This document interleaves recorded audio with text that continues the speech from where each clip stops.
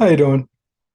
This is Coach DeCarlo, and today we're going to be coming from one of the works of Rumi, the ancient teacher. Neville would often say that he heard from the brothers, and I remember one of the talks where Abdullah told Neville he was late, and Neville said, "I don't even know you." Abdullah said that the brothers told him that Neville would be coming, and he said that he was 6 months late. I want to talk from one of the talks of one of the brothers, and again, that's Rumi. And so a friend of mine had shared this with me, and she had inquired, was I familiar with his works? And I said, yes, I'm familiar with his works. And she shared this particular work with me. Now, I was unfamiliar with this work, but I did want to talk about it because this is actually how we manifest. And Rumi, in his statement, says that this is one of the greatest secrets of the universe. And so let's talk about it.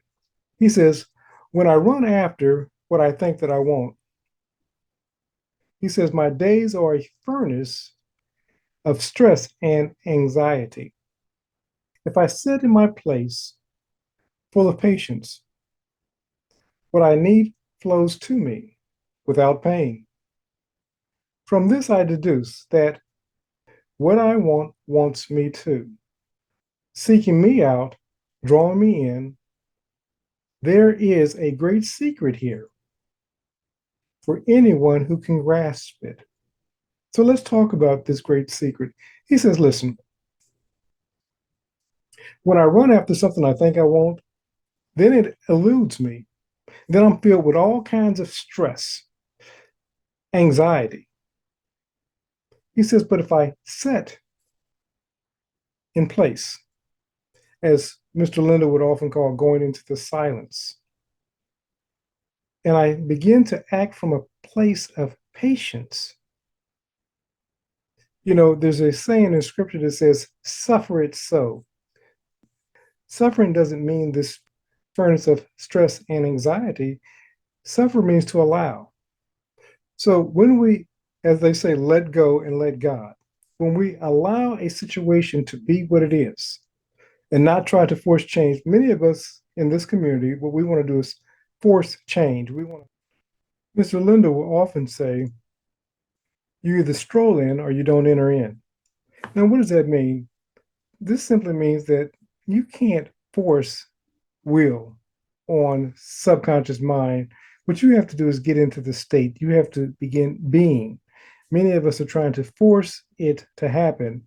And as it was stated, Quay, the great psychologist, he says, listen, if there's a struggle between imagination and willpower, that imagination is going to win 100% of the time. So, what does this mean to you? If you want to bring about change, begin seeing yourself already being the change. As you begin seeing that as your current reality, subconscious mind is going to take that as your current reality. As many people say that the subconscious mind cannot take a joke. And what that simply means is that whatever you're imagining in your imagination with feeling, subconscious mind is seeing that as your current reality. Don't try to force this. You can't do this by willpower. But as Rami says, he said, listen, when I sit in my place full of patience, what I need flows to me. What I want, what I desire, all of these things flow to me. There's that scripture that says, suffer it so.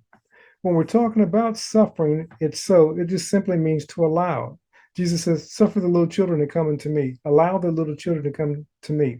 So when we're talking about suffering, as it were, suffering it, so we're basically allowing what is to be, not trying to make it something else, but in allowing it to be what it is, now we're in a place of change because once we begin changing our attitude about what is about to change. And so Rami said this, listen, what I need, what I desire, what I want begins to flow to me when I'm setting in patience. And he says it does so without pain or effort. He says, from this, I deduced that what I want wants me. Matter of fact, it wants me so much that it's seeking me out, drawing me in. He says, there is a great secret here for anyone who can grasp it. Quit trying to force, make things happen. Your job is to see it as already done. It's God, universe, whatever you call infinite intelligence. That's God's responsibility, the making of it happening, the bridge of incident. Your job is already to see yourself doing, being, and having that which you desire to do, be, and have.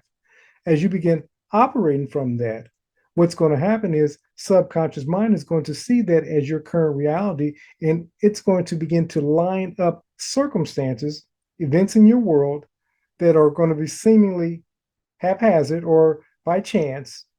And you're going to say, well, that would have happened anyway. But what you've set in motion is the vehicle for it to happen when you begin to set patiently, knowing that what it is that you desire is already yours. Rami says, listen, that's the great secret for anyone who can grasp it, that what you're looking for is looking for you.